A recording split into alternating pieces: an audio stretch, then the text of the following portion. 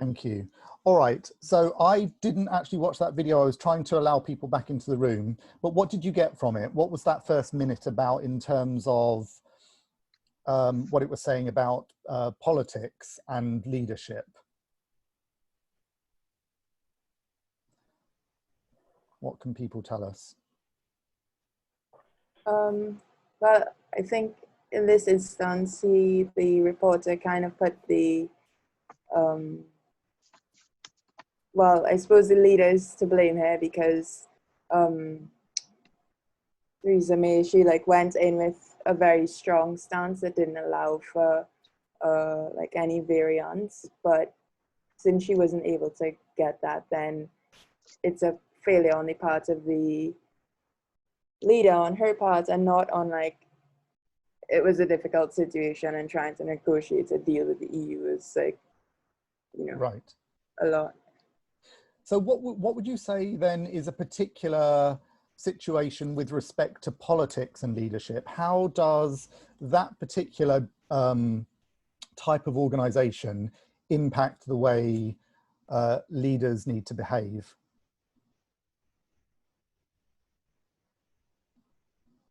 One sec. Well, I think they have like very clear-cut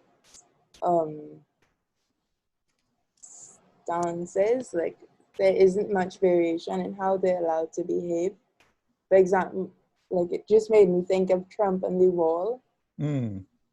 And yes, okay, this time he did get like even more Republican votes, but it made me think that that was like such a huge part of his campaigning. And I suppose he managed to get like other policies surrounding this thing, but he didn't actually do something that was a corner post of his campaign. So could you define what's actually happening though? What's the requirement of leadership, and how is it different with this kind of political dimension? Could you do that for me, Rochelle? I think that it's less forgiving in the political like that dimension, and it's more clear. So it's not necessarily to keep the company stable, right, or to continue like getting profits, or to keep a group doing something, but it's to fulfill the goals of the people who elected you, the people who like gave you that leadership. It's to fulfill what they want to see happen. Okay. Let me see if I can say it slightly differently. So what we're saying is, with this political dimension, we're saying if promises are made, there's an expectation and a requirement for them to be upheld. There's also, when you say it's, you know, the stability is not about profits, there is a particular dimension with politics, which is that it needs to be self-perpetuating. So someone in politics is always looking to get re-elected, or always looking to keep their party in power. And although that's different from other types of organization, maybe in terms of profit, it's certainly the same in terms of maintaining power, maintaining control, maintaining leadership, keeping things going. Would you agree with that, Rochelle? Yeah, I do. I didn't really think of it that way, but yeah. Yeah. So we have this idea then, and as we heard in that video, there was this idea that it was a failing of leadership, and that it was, I guess, the leader's responsibility to get a consensus, and that didn't happen, and therefore heads have to roll. Let me do something else. I want to just take a look at the next slide. I think I have another video. Okay, all right. Greer, I have another video. I want us to watch 2 minutes, and this one is actually about the communication style now of that type of leadership. How can I do this? If I share the link, would that be a good way to do it? And so that they watch it on their own devices, you mean? Or can you do it? Can you show it? Oh yes, I can. Yeah, sure. So you can, yeah, put the link in the chat, and I'll grab it from there. Yeah. You have co-host now, or whatever the requirement is. Okay. I'm asking. No, I don't. You have to give me. You have to give me host privileges.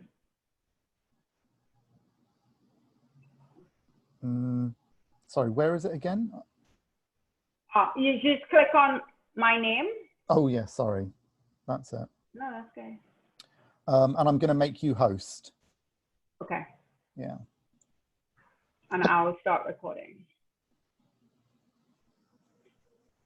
I'll record after the video is done, because sometimes they flag the recording for copyright stuff if we use another. Okay. Sometimes, not all the time. It's weird. All right, everyone seeing my screen?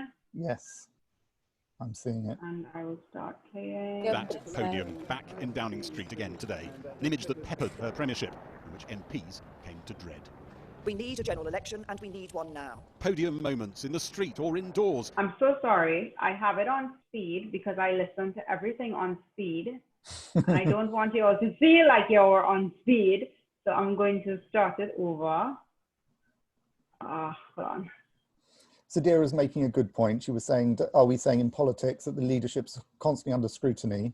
And I think that's very true. There's a certain kind of scrutiny that comes with politics, for sure. I mean, I think it exists in all leadership, to be honest, but it's very public in politics. And so there's this other dimension that we have to think about, which is the optics, which is about maintaining a public reputation, which in some other kind of organization might, you know, might remain hidden. Some of the problems might remain hidden, and politics obviously seeks to do that. Yeah. Yes. Okay, I'm gonna okay. That podium back in Downing Street again today. An image that peppered her premiership, in which MPs came to dread. We need a general election, and we need one now. Podium moments in the street or indoors. To call a snap election or berate the EU. Threats against Britain have been issued by European politicians and officials. The language was always strident, but tough language wasn't matched by political strength or delivery. A significant number of colleagues did cast a vote against me. All MPs have been willing to say is what they do not want. That resistance to compromise, she said, brought her to today's podium moment. I have not been able to deliver Brexit. But did it have to end like this? 3 months into the job, before Theresa May had met her EU counterparts, she delivered a speech that laid down red lines for the Brexit talks. But let me be clear. We are not leaving the European Union today to give up control of immigration again. And we're not leaving only to return to the jurisdiction of the European Court of Justice. With no disrespect to her, inevitably on the economic side and on single market and customs union and maybe monetary union questions and the broader economic domain, this was necessarily alien to her. She'd never had an economic portfolio in government. So we had to go very fast at the outset in autumn 2016, trying to take her through those kind of issues. I personally do not think that we had got very far in that process before she took the decision on the red lines and announced what she announced at the party conference. None of the key officials, the Cabinet Secretary, Ollie Robbins, the Sherpa, nor I saw the party conference speech, but it defined the entire strategy. The idea that I single-handedly devised the red lines and cooked them up in a room with the Prime Minister alone and nobody knew about that. Almost verbatim what officials say. Well, that's for the birds, because there is no way that anybody could ever do that. 10 months after moving into number 10, encouraged by top aides like Nick Timothy, Theresa May tried to capitalise on a poll lead over Labour. I think we could probably stop forever now a model how not to do it. To see Theresa May. I think that's a good point. Yes, thank you. All right. Okay. So, all right. So what do we learn then about a political dimension that can happen in organisation and how the communication relates to it and the requirements of the leadership become something in particular? So we've already said when promises are made, you need to kind of uphold them and you're being judged by public. We've already said that this issue of stability that Rachel mentioned, in this case, is about maintaining power. And all organizations are seeking to be stable, presumably, if they want to keep going. What else can we say that we've learned about the political dimension when it's kind of politics with a big P? What did we get from that clip then?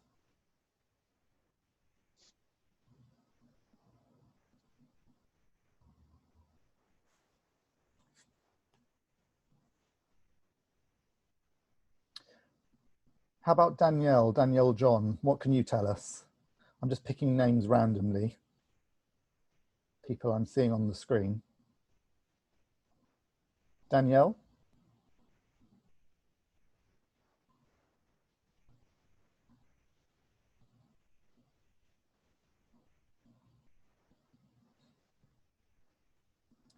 No?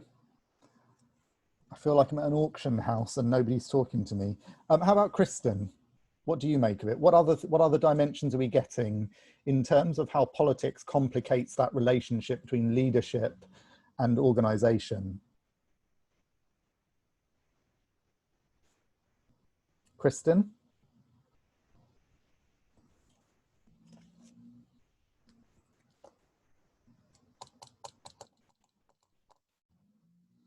People are making my life very difficult this morning. Not having it. Okay, Bowen.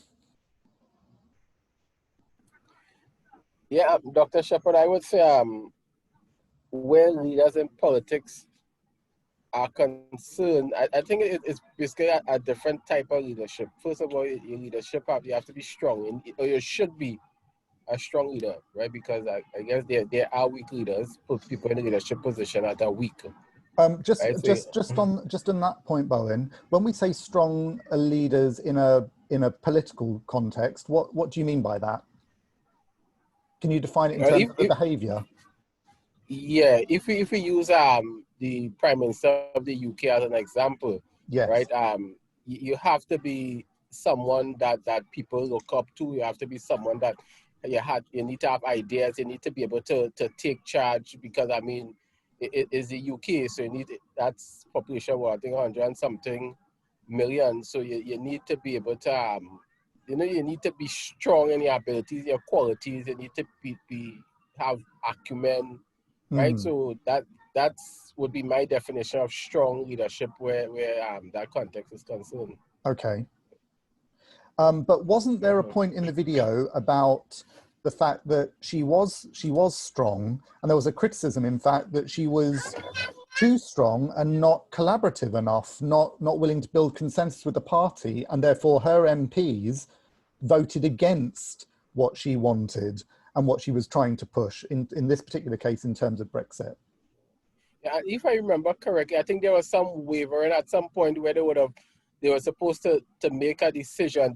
They failed to make the decision at that point in time, if I remember correctly, and that would affect her position as the Prime Minister. And if right, but it came up in the video. But I mean, what I'm saying is essentially the video is saying something in contrast to what you're saying, in that it's defining strength in a different way.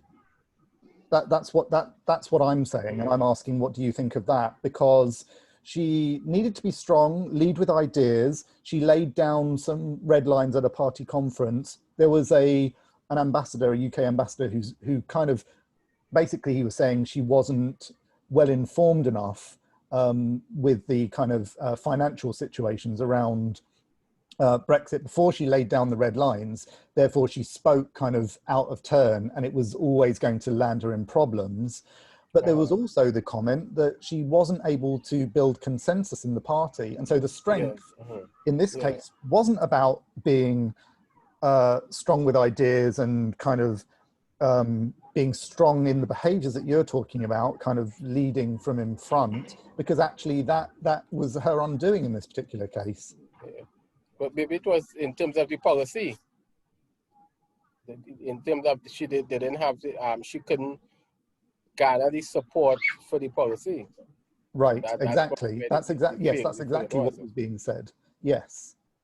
Rochelle, I see you have your, do you have other points?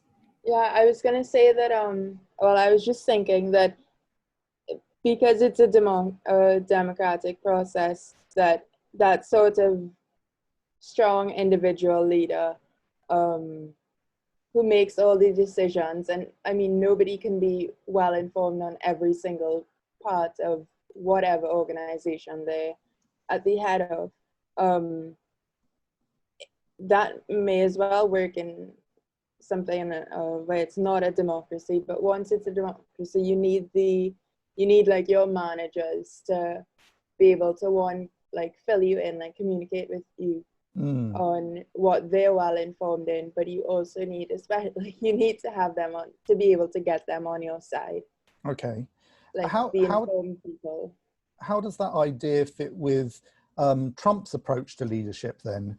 You know, strong, we would say, according to Bowen's definition, and not, I mean, you know, divisive, not necessarily collaborative, but always backed by the party. Well, I think it's because he was speaking to very specific ideals, and that I think that there were people like Republicans who were not for him in like the last election and this one, but I think that he kind of leaned into ideals that people already had, whereas Theresa May she wasn't leaning into the ideals that her MPs had. That's how I see it. Okay. Like, okay, the general thing is to leave the EU, but the negotiation part of it, yeah, she wasn't necessarily like going with their ideas, which is, I guess, how they ended up voting against her. So you're saying she wasn't a good negotiator? She wasn't able to bring the party. Wasn't doing a good job there, yeah. In terms of bringing the party together. Yeah. Okay. So, and you would say that was a failure of her leadership? I would say so, but I think depending from how she started the campaigning, it was inevitable. I would say that from my like limited point of view on UK politics. But sure. I mean, I hope for everyone who's listening and everyone who's watching the clips that we're able to get enough from the videos that we're watching so that we don't necessarily need to know a lot of background. I mean, obviously it's interesting, but I'm hoping we're getting the points from the video. Her language was strong. She wasn't collaborative. She did have ideas. She did have to speak to a public, but she also had to speak to a party. And somehow there was a lot of complication with that particular scenario. So essentially what we're saying is when there's a political dimension, whether it's politics with a big P, and let me move on to another slide actually. I want to show you something else. Let's move on to this slide. Okay. Greer, can I share my screen again? Host disabled participant screen sharing. You're on mute, by the way, Greer. Okay, I'm now the host. Sorry, I had to make you host, yeah, sorry about that. That's okay, thank you. All right, so we are getting towards a point, I hope, everyone. All right, so here's politics with a small p. What do we mean by that, by the way? What do people understand by that politics with a big P and politics with a small p, before I ramble on?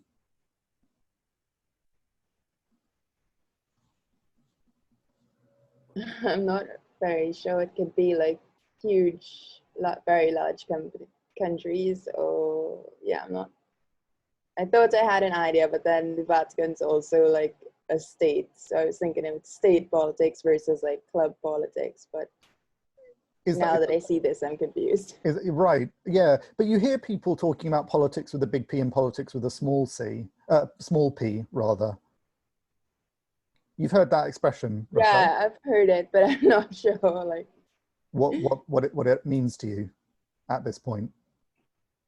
Well, I used to think that it was like with the big P was like on a national scale, whereas like with a small p, when I try to think of it now, like it might be with like sports clubs or people who aren't on, they don't have all that power. Like they have some power, but they don't have country leadership power.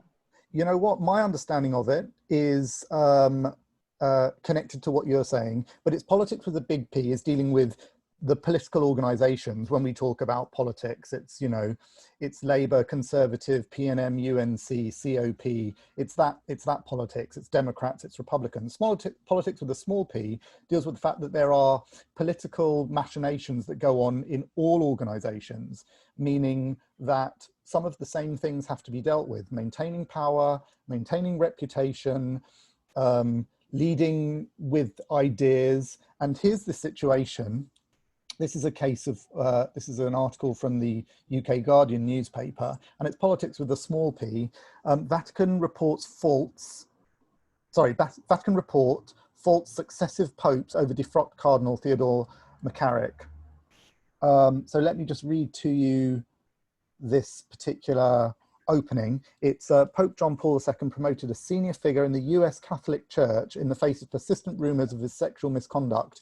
A 2-year Vatican investigation has found. The report published essentially highlights failings by successive popes and clerics who allowed Cardinal Theodore McCarrick to rise through church ranks despite multiple allegations of abuse. And the last paragraph talks about sexual crimes with the aggravating factor of the abuse of power. Okay, so why am I showing this? It is to indicate to you that there is politics in all organizations, and the Vatican, obviously not a company, not a I mean, obviously it is a state, as Rochelle was saying, has a kind of particular political relationship with the Italian state and the church. But separate and apart from that, what kind of organization, from what we know of organizations, would you say the Catholic Church is?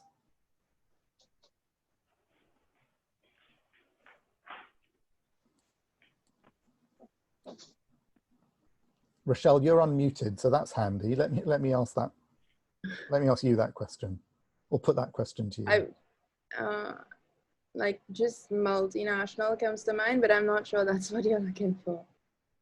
Okay, so what are some of the elements that this story reveals about the relationship with a leader of an organization and organizational communication, perhaps, and the kinds of things that happen within an organization? Well, they have, yeah, there's like the most senior person, there's a leader, and then they're like, I guess, different like strata of leadership and positions within the Catholic Church. Right. So a definite hierarchy then. And one sec. Let's be a little bit bigger. So hierarchy and. How easy is it, do you think, for a particular parish priest to get in touch with the Pope? Okay, so I'd say that it's not easy, and they're like defined lines of communication. Right. To the leader. And yeah, go ahead. I was just going to say, from the types of organization that we've spoken about in this course, what type of organization would you say this appears to be, based on what we're saying in terms of this type of communication, the fact that it has this hierarchy, it's ordered, it has this kind of, you know, political dimension? Like which of the three classical approaches? Well, not so much which of the three, but the fact that it is a classical organization. Okay, all right. That's exactly what I was going for. The fact that we have these layers, there's an approach to the communication. There are going to be lots of rules and regulations set out, policies and procedures about, you know, how things operate, the kind of functions that people have. So exactly. All right. Now, I've been talking for a long time, and I think I don't want to run out of time, and I want to keep you with me. Are you still with me in terms of your attention? Are you putting together your notes in terms of what we're what we're thinking about in terms of leadership and communication. Let me stop at this point and get some feedback from you. Are you following along?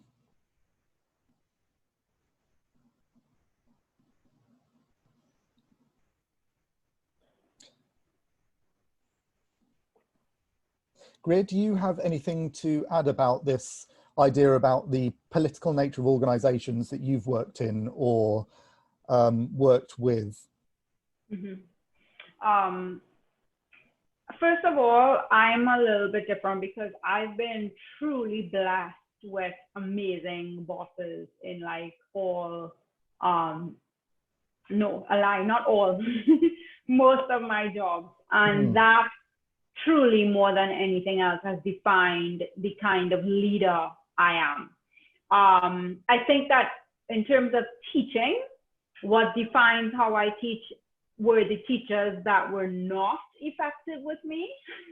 Okay. So I know what not to do, but in terms of managing people, leadership and working, it was those leaders, and I was really fortunate to have them in my jobs and bosses that empowered me and instilled in me a sense of purpose and that I could make decisions and it could, you know, it will work out.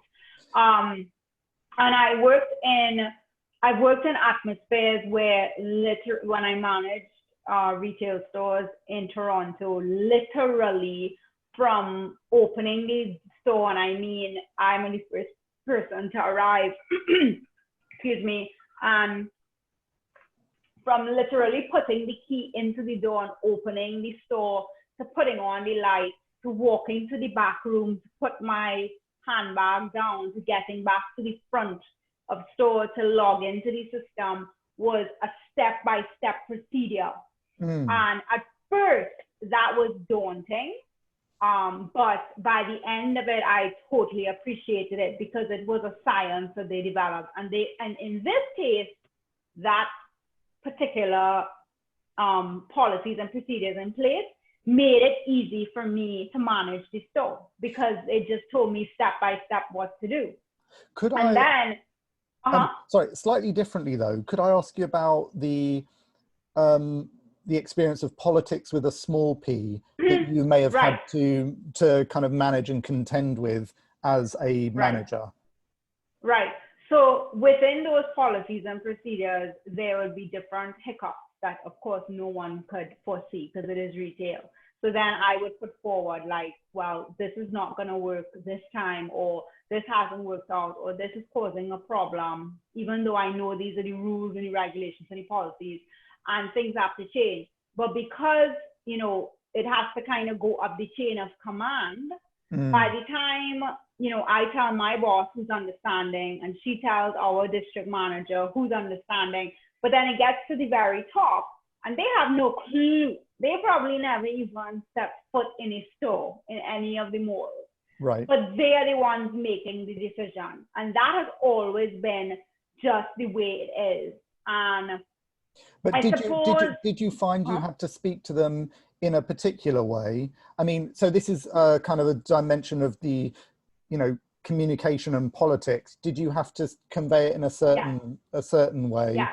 And and I would always get in trouble for that because as long as I have no doubt that I am right, which is not all the time, I have no intimidation approaching the Pope and telling him he's doing crap.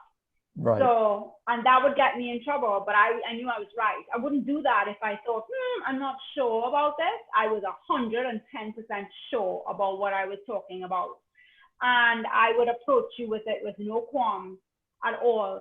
And support, so that's not to say that that was the right way to approach certain people, not to say that I was correct in my ignorance in how I spoke to certain people.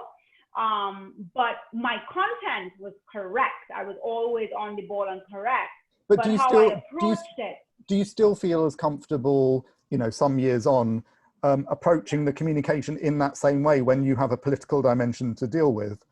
Or would you say there are certain types of political you know, politics with a small p, the certain kinds of interaction which would, you know, encourage you to speak differently? I'm asking what you're... I am still comfortable, perhaps more comfortable, but I'm also wiser. So I wouldn't necessarily approach it in the same way. I've learned that sometimes, and I can read people better now as well, so sometimes less is more, or sometimes I can, you know, go through a side gate or a back door in how I approach and how I talk to the person, if I know, if I've been working with them well enough. And you know, it's telling, the kind of decisions that a leader makes is telling to what they'll do next, or what kind of decision they will make in a certain situation that comes up next. So you use that to your advantage. But yeah, change how you talk to, you know, your immediate boss, and subsequently, you know,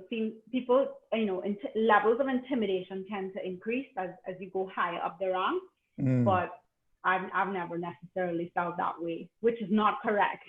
A little intimidation may have gotten me further in a lot of scenarios. Right.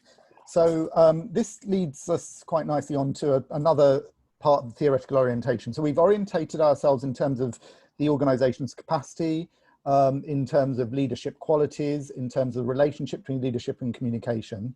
We've seen that there's a political dimension to all kinds of organization, different kinds of organization. We've seen that the politics with a small p and politics with a big P requires us to manage reputation, what Americans call the optics.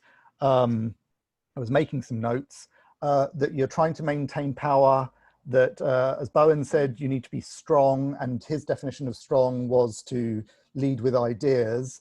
But we've also seen that sometimes the politics of organization, big P or small p, requires collaboration.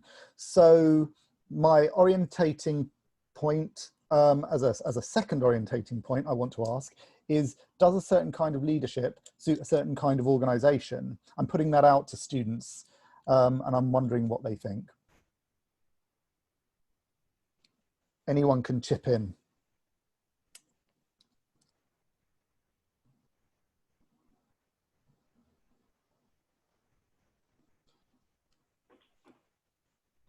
Okay, let me just say a couple of things. This is the last slide, I think, in which I want us to deliver information and have this discussion about leadership. I'm going to set you a exercise in a moment on the next link that we come in on, and that will be the end, right? So we've got another 40 minutes once we stop. In fact, let's stop here, and Greer, can we come in on your link? Yeah, let me just share it. So let me stop recording here. How do I, so stop share and stop recording.